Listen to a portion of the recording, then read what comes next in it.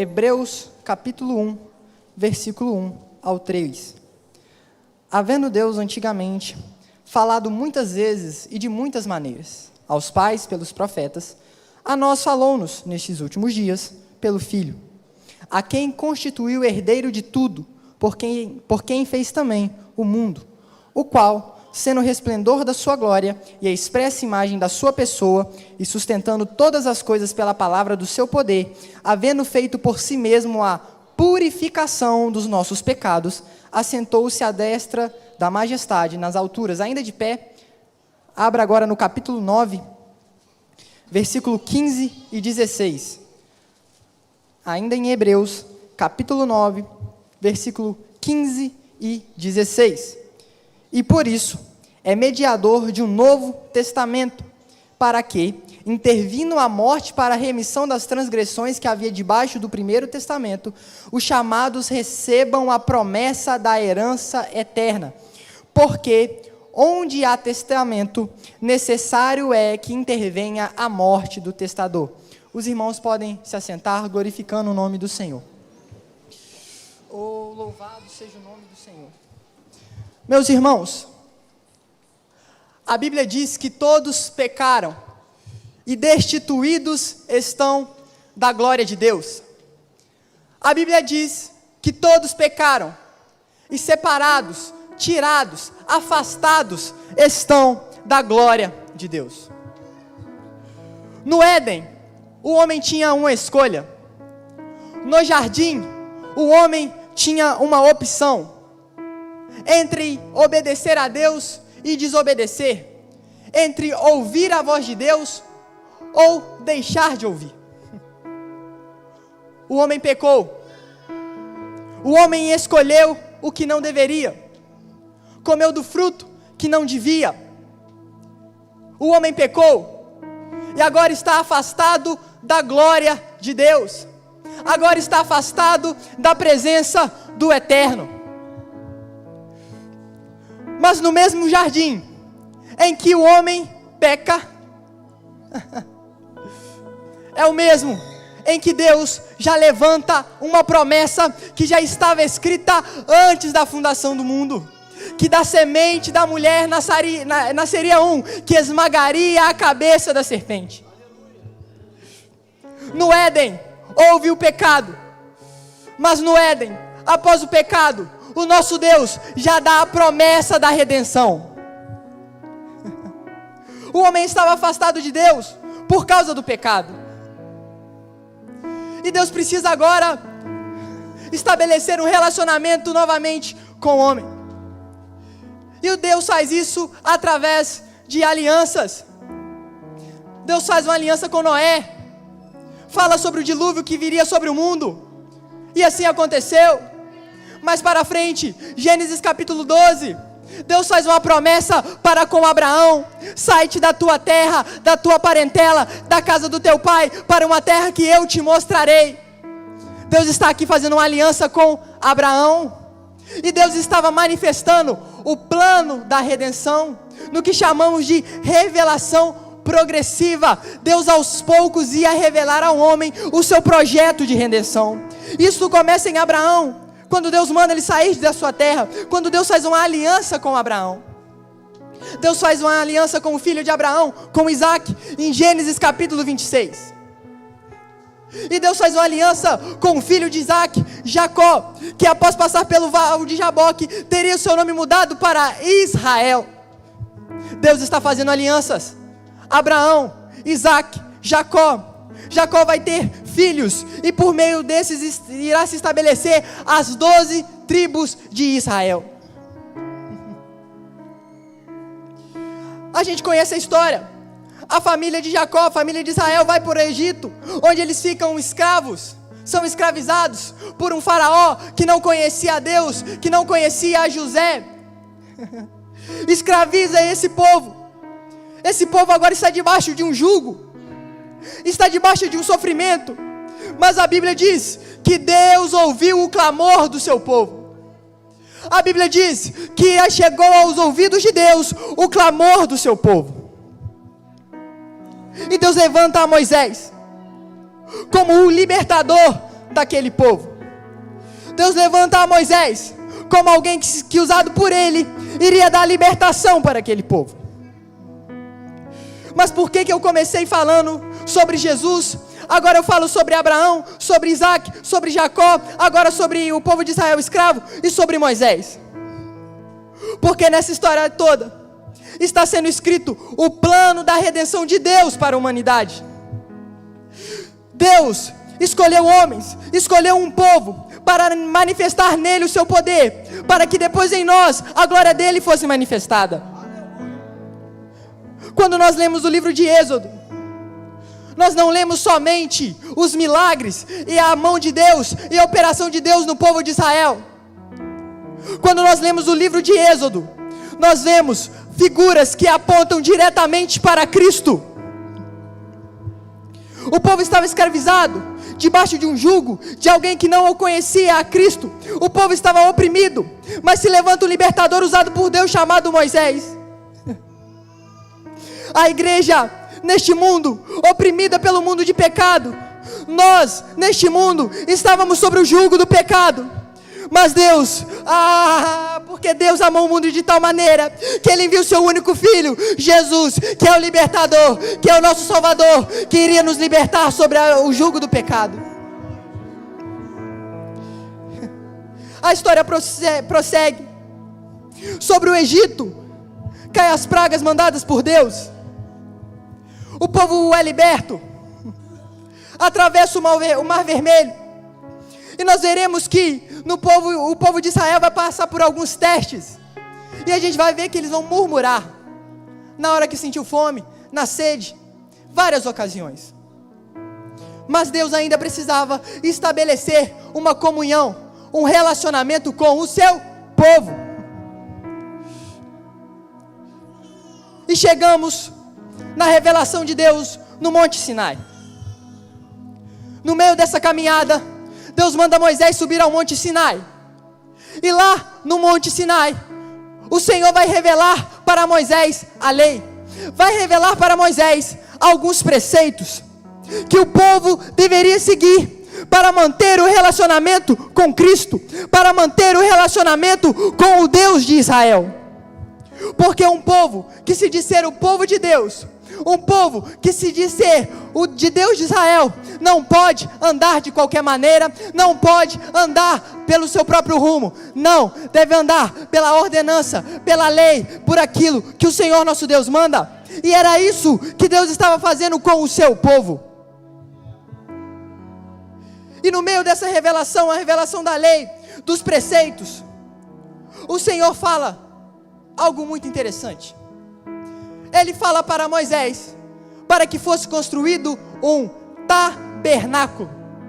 Um tabernáculo. Um tabernáculo. Deus queria agora habitar no meio do seu povo. Deus queria que a sua presença fosse no meio do seu povo. E nós estamos aqui tantos anos depois, no século 21, nesse 4 de fevereiro de 2024. E o desejo do Senhor não mudou. Ele quer habitar no meio do seu povo. Ele quer habitar nos nossos corações. Ele quer que a presença dele seja real em nosso meio. Só que para isso é necessário algumas coisas. É interessante nós notarmos que a tenda não era colocada em qualquer lugar. A tenda não era colocada em algum lugar aleatório, não. A Bíblia fala que a tenda era colocada e as tribos armavam as suas tendas ao redor. Ou seja, a tenda, o tabernáculo, ficava no meio do povo. Ficava exatamente no meio, no centro do povo. Onde o povo habitava, a presença, a glória de Deus, o tabernáculo ficava no meio. Porque para a glória do Senhor se manifesta, para que Deus desça na nuvem de poder e de glória, a presença dEle, a glória dEle e o nome dEle precisa estar no meio, precisa estar no centro, precisa estar no meio da nossa adoração, do nosso louvor, da nossa vida, das nossas intenções. A presença de Jesus precisa estar no meio, no meio, no meio. Só que vivemos uma geração Nós vivemos um tempo em que muitas igrejas, muitas pessoas querem tirar Deus do meio, querem tirar Deus do foco, querem tirar Deus do centro e querem colocar a vontade humana, os próprios desejos, querem colocar aquilo que acham melhor. E vem alguém e fala: aonde está o Deus de Israel? Aonde está o Deus que faz milagre? Cadê a presença de Deus? Aleluia! E Deus brada no meio do seu povo: quando a minha presença estiver no meio, quando a minha presença estiver no meio do culto, no centro da adoração, no centro da sua vida, aí a minha glória se manifestará, aí o meu poder será presente, mas eu preciso estar no meio.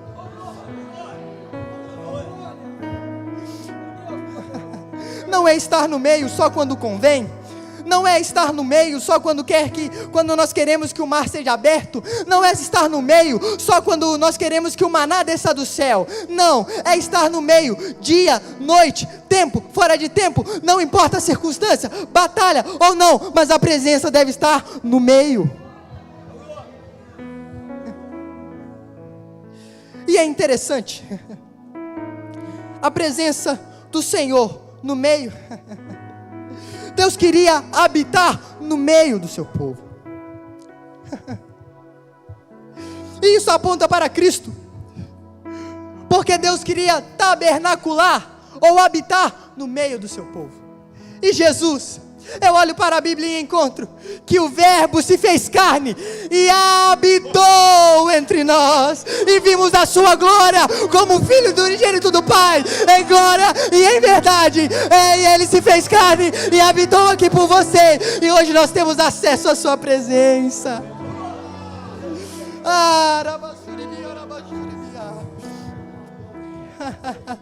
Deus pede para que seja construído, Deus ordena que seja construído um tabernáculo.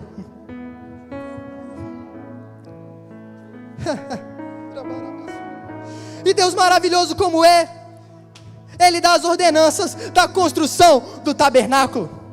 Ele seria dividido entre o átrio, o lugar santo e o santo dos santos. No átrio estaria o altar, a pia de bronze, a mesa com os pães, o candelabro, o altar do incenso, e no santo dos santos, a arca e o propiciatório. Deus queria habitar no meio do seu povo, e a primeira parte do tabernáculo era o átrio. O mais longe que algum cidadão de Israel poderia chegar para a grande massa era o pátio, era o átrio, era o pátio, onde estava o altar e a pia, mas era o mais perto que alguém poderia chegar. Era o único modo de estar mais próximo da presença de Deus para o grande Israel, era estar no átrio. Isso aponta para Jesus, porque Jesus é a única forma de nos aproximarmos do Pai. Jesus, foi Ele que abriu o caminho, na verdade, Ele é o caminho, Ele é a verdade, Ele é a vida que nos leva até o Pai. Então isso aponta para Cristo, porque era na figura do átrio, que para a grande massa de Israel, era o lugar mais próximo de Deus. E nesse átrio, nós tínhamos o altar e a pia de bronze. O altar do holocausto era onde eram feitos os sacrifícios, tanto para a remissão de pecados, quanto para a adoração. Era no átrio, e era a primeira peça do átrio. Era o lugar onde os pecados eram perdoados, e o nome do Senhor era louvado através dos sacrifícios. Nós estávamos condenados, nós estávamos perdidos, mas foi através de Jesus que, ao chegar ao átrio, os nossos pecados foram perdoados. Quando, assim como o cordeiro era sacrificado, Ele se sacrificou na cruz do Calvário por nós. Foi Jesus que nos liberou, que nos deu acesso para estar perto do Pai. Era no altar do holocausto, onde os pecados eram perdoados. Em Hebreus está escrito que sem derramamento de sangue não há perdão de pecados. Então eu não estou aqui porque eu sou bom, você não está aqui porque você é bom, porque você se arrependeu, mas foi porque Jesus morreu em seu lugar.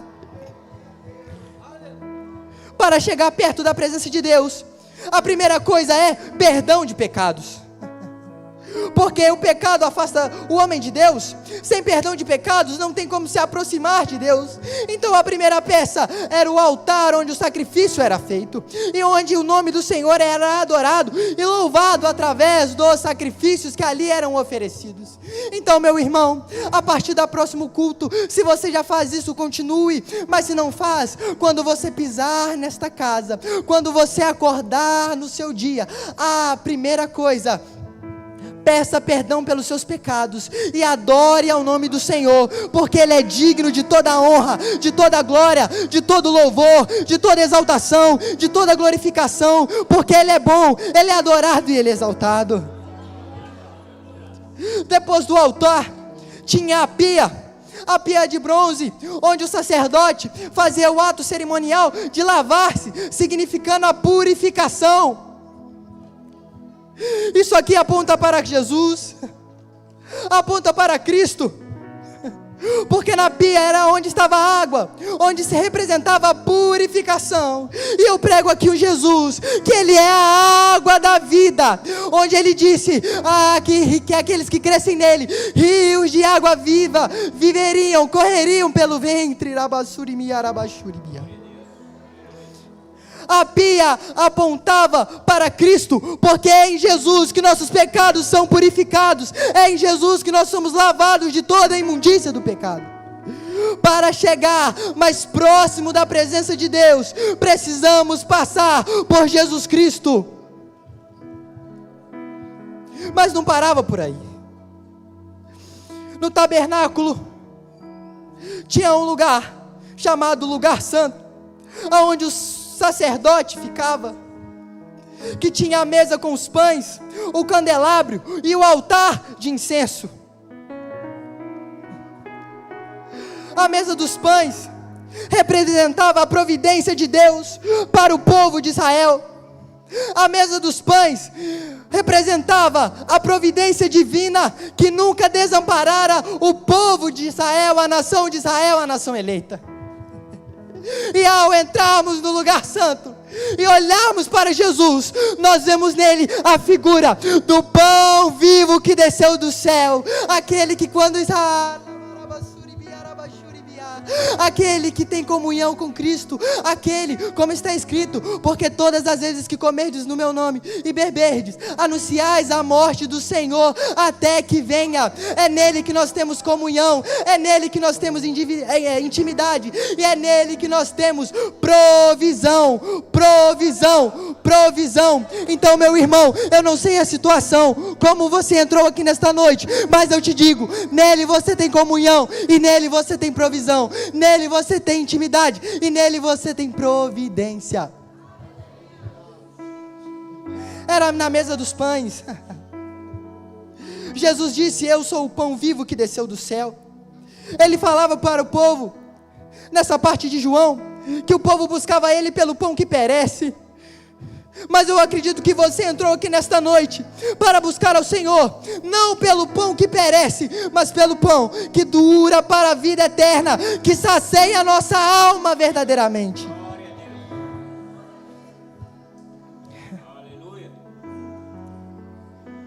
No lugar santo havia o candelabro que iluminava aquele recinto.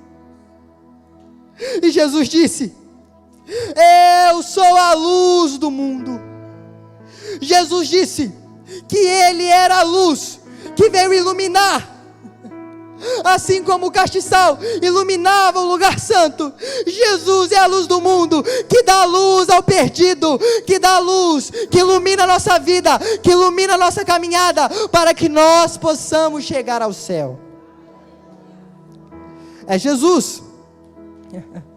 Outrora nós estávamos nas trevas, mas Ele nos trouxe para a maravilhosa luz.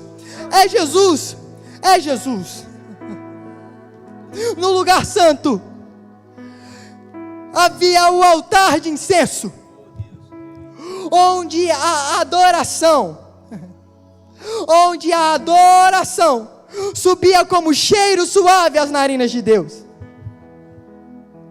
era no lugar santo que o incenso era oferecido, para que chegasse às narinas de Deus como cheiro suave. E o incenso deveria ser oferecido tanto de manhã como à tarde, tanto de manhã como à tarde.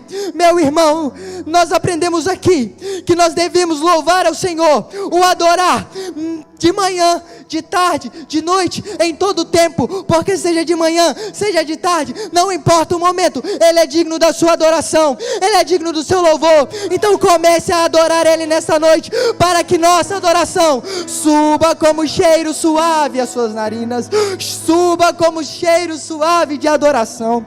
Então, meu irmão, eu não sei como você entrou aqui, se você já prestou o seu melhor culto até agora, mas ainda dá tempo de começar, porque o nosso Deus quer sentir nas suas narinas cheiro suave de adoração. O incenso podia representar também oração, como está escrito em Apocalipse 5:8. E tendo todos eles harpas e salvas de ouro cheias de incenso, que são orações dos santos. Trazendo aqui numa comparação,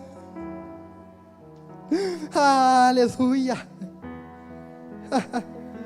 era no altar do incenso que o cheiro suave subia às narinas de Deus, e é através de Jesus, é por causa da morte de Jesus, que hoje nós temos um mediador.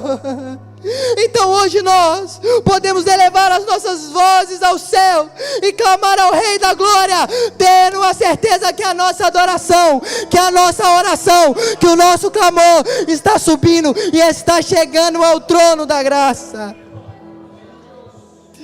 É por meio de Jesus que nós chegamos à presença do Pai.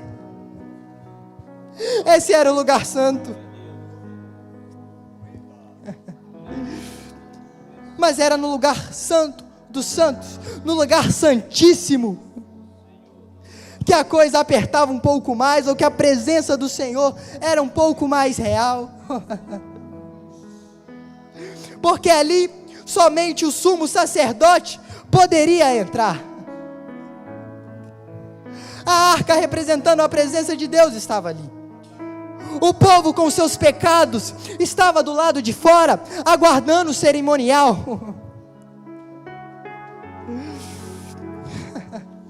Mas Deus é perfeito, é maravilhoso. Uma vez ao ano, no dia chamado Yom Kippur, nós tínhamos o chamado Dia da Expiação. O Dia da Expiação. O que era isso? Uma vez ao ano, o sacerdote entrava no Santo dos Santos e sacrificava a Deus pelos seus pecados, pelos pecados dos sacerdotes e pelo pecado de toda a nação de Israel, para que eles fossem encobertos. E nesse cerimonial, nós tínhamos 2 bodes. Nesse cerimonial, haviam 2 bodes. Um deles era sacrificado, e o sangue era aspergido sobre o propiciatório. Isso tudo no lugar santíssimo, no Santo dos Santos. O sangue do animal que havia sido morto era aspergido sobre a arca e propiciatório.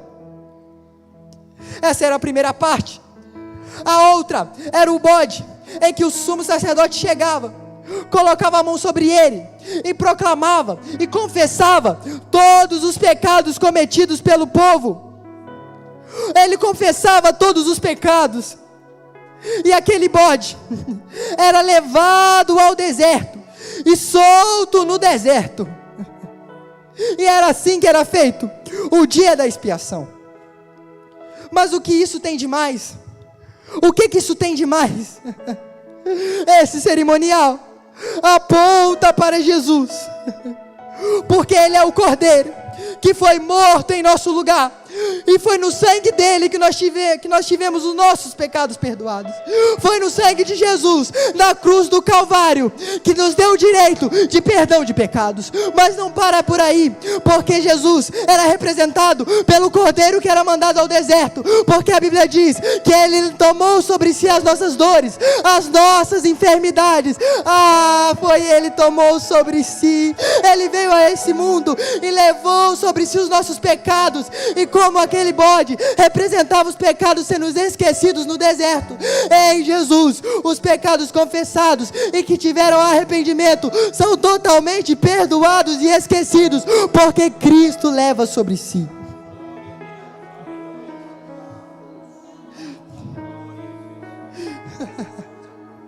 E por que isso é tão importante?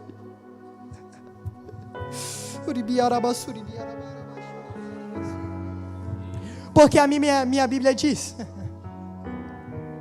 que no dia que Deus ordenou, e no dia que Moisés cumpriram tudo isso, a glória do Senhor desceu sobre a casa. A nuvem do Senhor desceu sobre a casa. A presença de Deus inundou aquele local. Então, meu irmão, quer ver a presença de Deus imperar no nosso meio? Quer ver a presença do grande Deus ser manifesta no nosso meio? Chegue ao Santo dos Santos através do Senhor Jesus. Chegue mais próximo de Deus, porque Ele, Jesus Cristo, no Calvário, te deu a chance e o direito de acessar a presença do Pai. Naquela época, somente o sumo sacerdote podia entrar no Santo dos Santos, mas agora o véu se rasgou, o véu se rasgou. Você, eu, temos livre acesso ao Pai. Então aproveite nesta noite, não deixe essa oportunidade passar, porque o Senhor, o Deus que estava no Santo dos Santos, está aqui esta noite.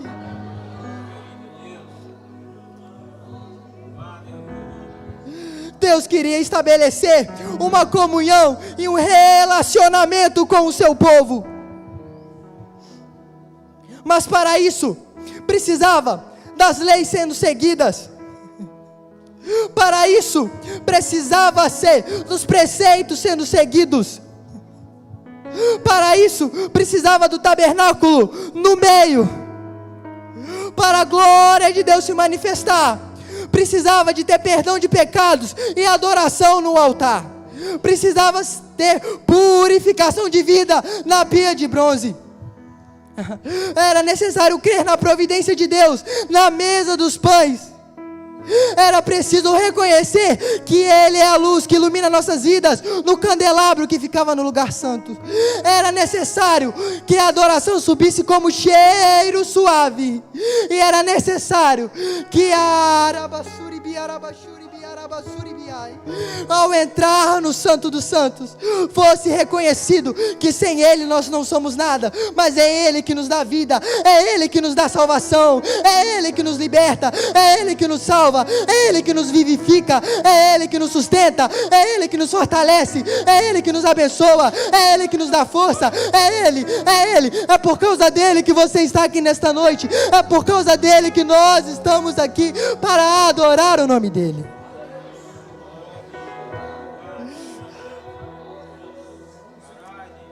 É semana da ceia, e é importantíssimo nós termos essa palavra no nosso coração, porque vivemos num dia em que querem tirar a presença de Deus do meio, querem tirar os preceitos, os mandamentos e a palavra do Senhor do meio. Vivemos num tempo em que há uma banalização das coisas santas, que é uma banalização da graça. Mas Deus chama uma igreja que o coração ainda arde pela presença. Deus chama uma igreja que o coração ainda arde pelo lugar santo. Deus chama uma igreja que está sedenta pela presença do Deus Altíssimo.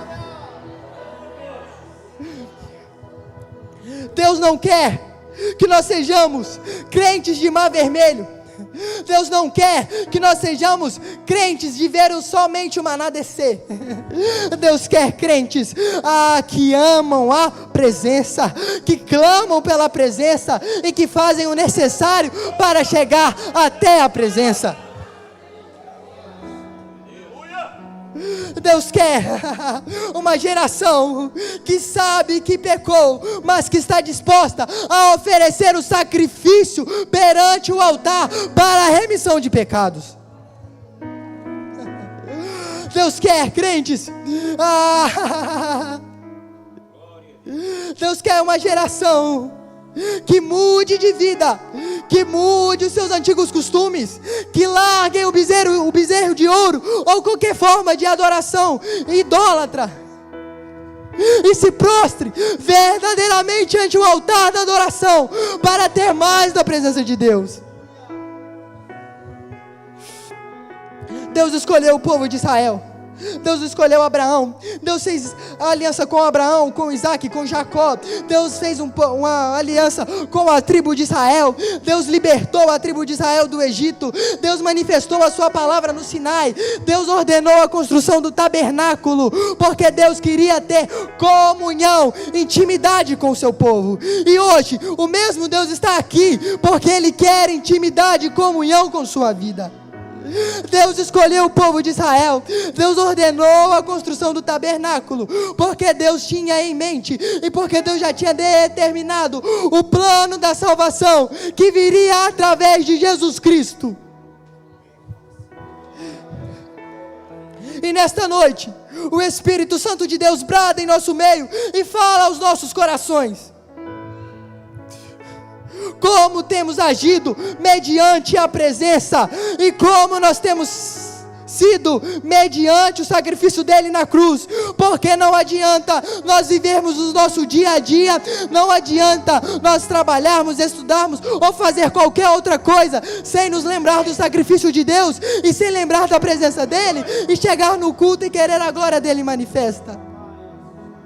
Então o Senhor me orienta, o Senhor fala ao meu coração e espero que esteja falando ao seu, para que nós possamos verdadeiramente valorizar, pensar, lembrar, viver na presença, viver lembrando do sacrifício, viver lembrando de onde nós estávamos, mas para onde Ele nos trouxe. Dentro da arca do propiciatório havia a lei, havia o maná, havia a vara de Arão que tinha florescido, porque Deus queria que o seu povo lembrasse da sua lei, da sua palavra, da sua providência e das suas maravilhas. E o mesmo Deus quer que hoje, ao chegarmos ao Santo dos Santos, que nós nos lembremos da presença dEle, que nós nos lembremos da sua lei, que nós nos lembramos verdadeiramente da sua providência e das suas maravilhas. Quando nós entramos por essas portas com o desejo, com o anseio de ver a glória de Deus, o Senhor se manifesta como tem se manifestado tão fortemente em nossos cultos. Eu creio que a presença do Senhor tem se manifestado porque nós temos ido com o coração para buscar a presença dEle, para adorá-lo de todo o coração. Então, se nós queremos que isso seja constante, se nós queremos que isso seja duradouro, constante, para sempre, nós precisamos continuar chegando ao trono de Deus, oferecendo sacrifício, apresentando o nosso corpo como sacrifício vivo, clamando ao Senhor, agradecendo a Ele, porque foi Ele que nos livrou, nos libertou e nos salvou, e porque só Ele é digno de nossa adoração, e é porque só na presença dEle, só nos átrios dEle, só perto dEle, que nós temos vida e vida com abundância.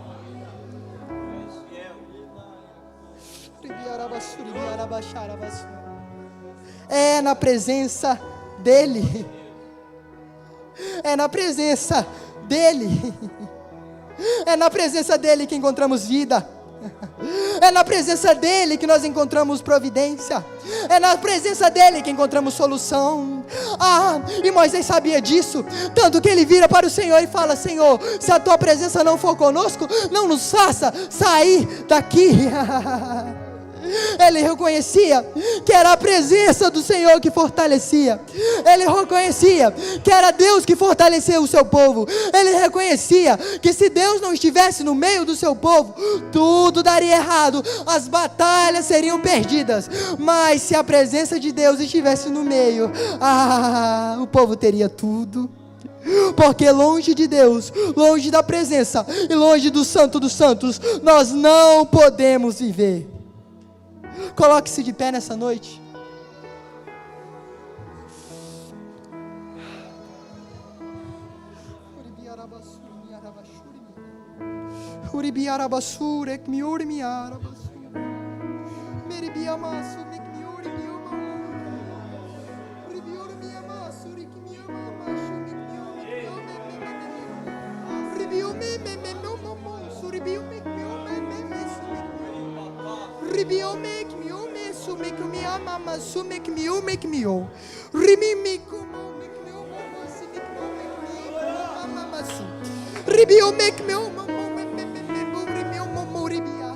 A Bíblia diz